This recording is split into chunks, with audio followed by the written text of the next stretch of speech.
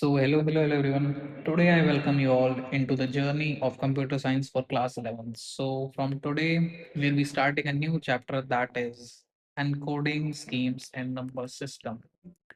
So, हम पहले समझेंगे कि encoding schemes क्या होती हैं, मतलब और नंबर सिस्टम क्या होता है. सो बेसिकली एनकोडिंग स्कीम होती है, एक तरीका होता है किस तरीके से हम डेटा को एनकोड करें. और नंबर सिस्टम होता है कि एक सिस्टम जिसमें नंबर को हम रिप्रेजेंट कर सकते हैं. आई नो कि ये थोड़ा सा कॉम्प्लिकेटेड होगा समझने में, बट हम इसे स्टार्ट करते हैं और थोड़ा इजियर वे में समझने की कोशिश करते हैं.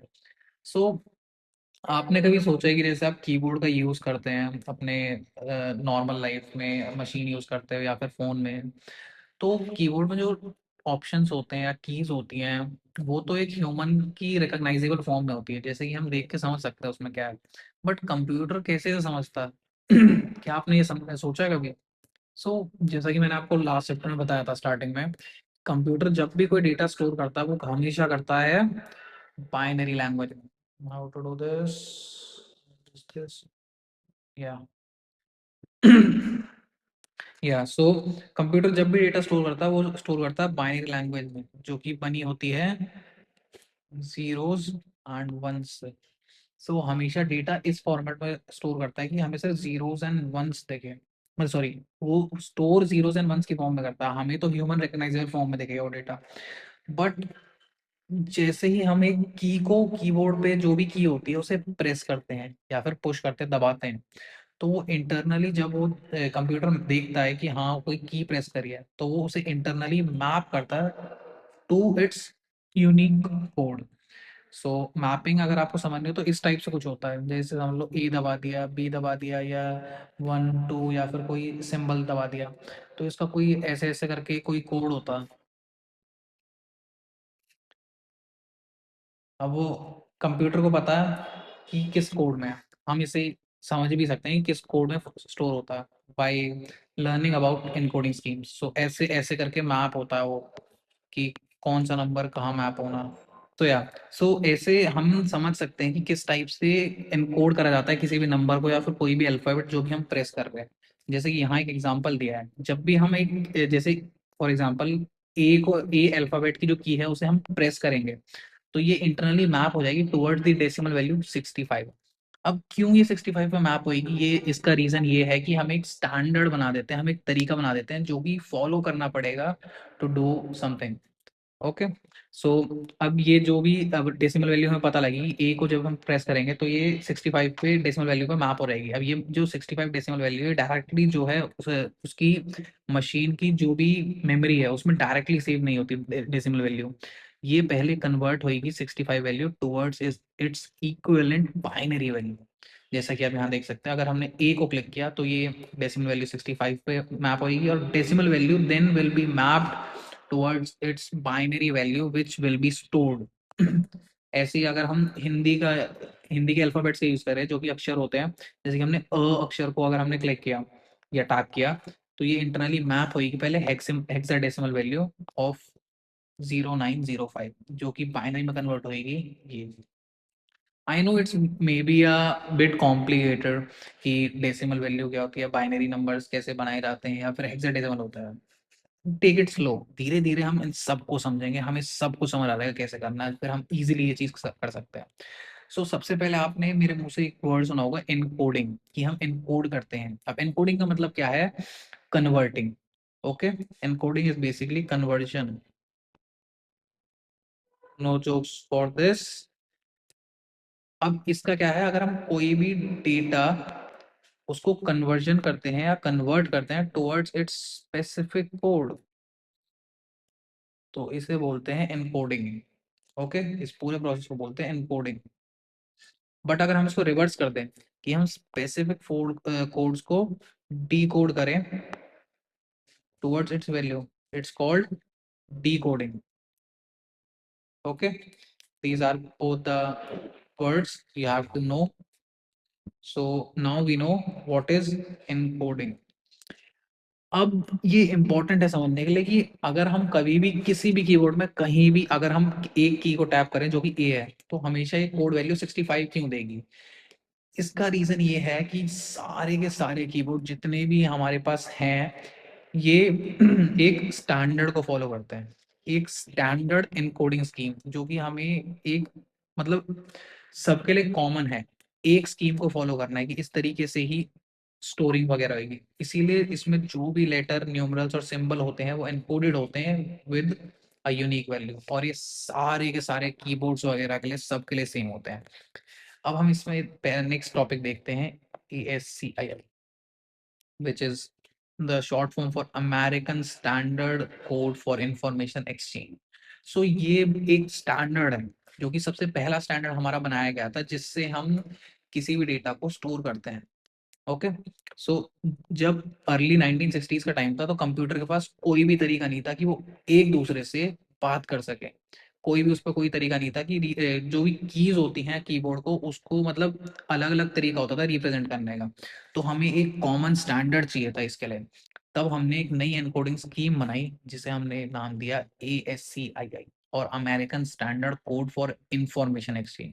हमने इसे बनाया जिससे जिसके बनाने से हमने स्टैंडर्डाइज कर दिया कि कैरेक्टर को कैसे रिप्रेजेंट करना है। ओके, सो ASCII एनकोडिंग स्कीम इसीलिए बनाई गई ताकि सारे जो कैरेक्टर की रिप्रेजेंटेशन है उसको हम एक स्टैंडर्ड बना सके, सब एक कॉमन स्टैंडर्ड को फॉलो करें ताकि ये इजी हो सके, हम एक दूसरे से कम्युनिकेट कर सकते हैं थ्रू कंप्यूटर्स। ओके, आज भी most commonly use coding scheme है ASCII। इनिशियली ASCII 7 बिट्स को यूज करती थी टू रिप्रेजेंट कैरेक्टर्स। अब अगर आपको याद हो कि हमारे पास जब भी डेटा स्टोर होता है वो बाइनरी डिजिट्स में होता है जो कि होती है सिर्फ जीरोस एंड वंस, और 7 बिट्स यूज करता है।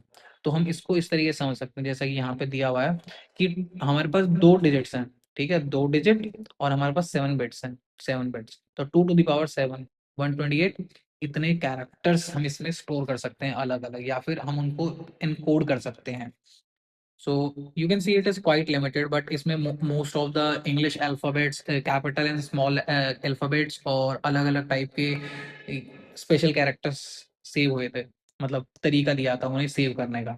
जैसे कि स्पेस की जो है डेसिमल वैल्यू 32 है, या फिर इन सब की ऐसे से ये सारी डेसिमल वैल्यू दी है, फिर एट द रेट, फिर कैपिटल लेटर स्टार्ट होते हैं, capital A with decimal value 65 till decimal value 96। यहाँ पे डेसिमल वैल्यू 96 पे कैपिटल जी आएगा, फिर स्मॉल ए स्टार्ट होता है 97 से with small G 26, 97, 113, is it right?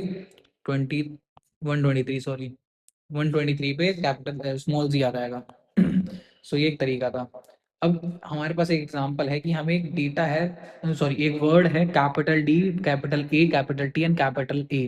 इस वर्ड को हमें कन्वर्ट करना है टुवर्ड्स इट्स बाइनरी वैल्यू। तो हम कैसे कर सकते हैं? जैसे कि हम यहाँ से देख सकते हैं D की वैल्यू 68 है, A की वैल्यू 65 है, और T की वैल्यू हमें निकालनी पड़ेगी, मतलब ढूंढनी पड़ेगी। यहाँ पे दिया है इन चारों की वैल्यू। अब हमें डी की वैल्यू पता है, ए की वैल्यू पता है, टी की वैल्यू पता है, ए की वैल्यू पता है।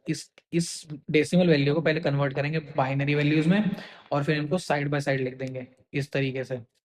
ये साइड बाय साइड लिखेंगे तो डेटा, एक वर्ड जब मेमोरी में स्टोर होएगा वो इस फॉर्मेट में स्टोर होएगा, एक बाइनरी फॉर्मेट में।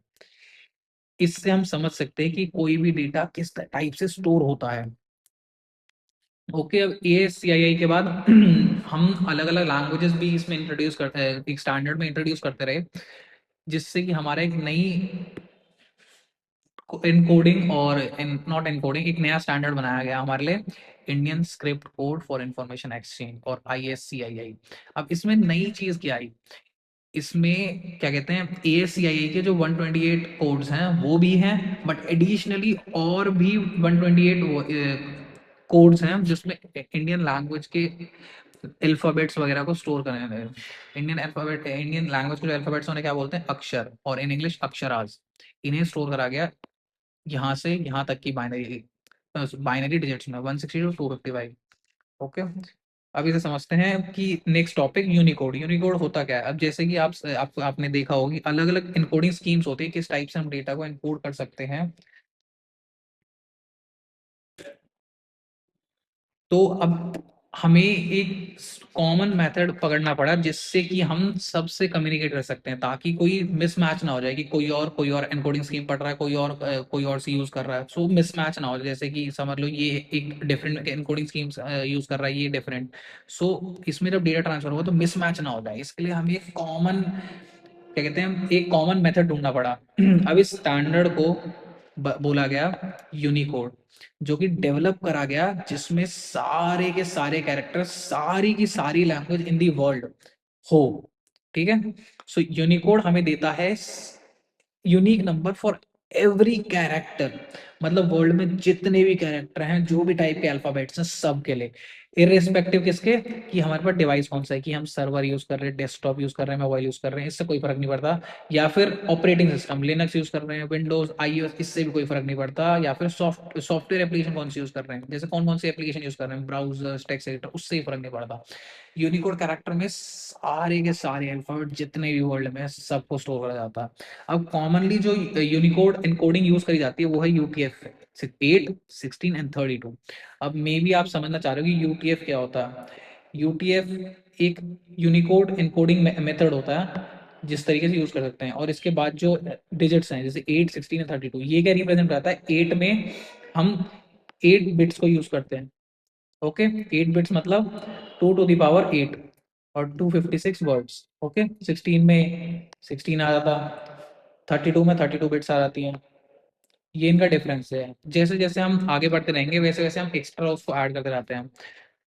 जैसे एक्स्ट्रा बिट्स हमारे पास होती हैं पॉसिबली, जिसे हम यूज कर सकते हैं। अब ये क्या कहते हैं, अब यूनिकोड क्या है, ये एक सुपर सेट है ASCII का। सुपर सेट मतलब ASCII जो है, इसका एक छोटा सा पार्ट है। और जितनी भी वैल्यूज हैं 1 to 28 इनमें, जो कि ASI में है, वो उन सब का सेम बाइनरी जो रिप्रेजेंटेशन है वो यूज हुआ है यूनिकोड में। और Unicode character for Devanagari script, Devanagari script मतलब जो हमारी ये स्क्रिप्ट है, जो हिंदी लैंग्वेज में हम यूज कर सकते हैं, उसका जो इनकोडिंग है, या फिर कुछ जो भी उनकी वैल्यूज हैं, ये सारी वैल्यूज हेक्साडेसिमल में दी गई है। इनके नीचे जो लिखी है सारी, ये इस टेबल में दी गई है। जैसे कि का हेक्साडेसिमल वैल्यू ये है, और ओम ओम का ये है, ये सारा हमें दिया गया है। सो इसके साथ हमारा बेस कंप्लीट हो गया है कि हम ये इन क्या कहते हैं, इनकोडिंग स्कीम्स क्या होती हैं, स्टैंडर्ड्स क्या होते हैं, हम थोड़ा समझ गए हैं। विद इन नेक्स्ट क्लास हम समझेंगे नंबर सिस्टम क्या होते हैं।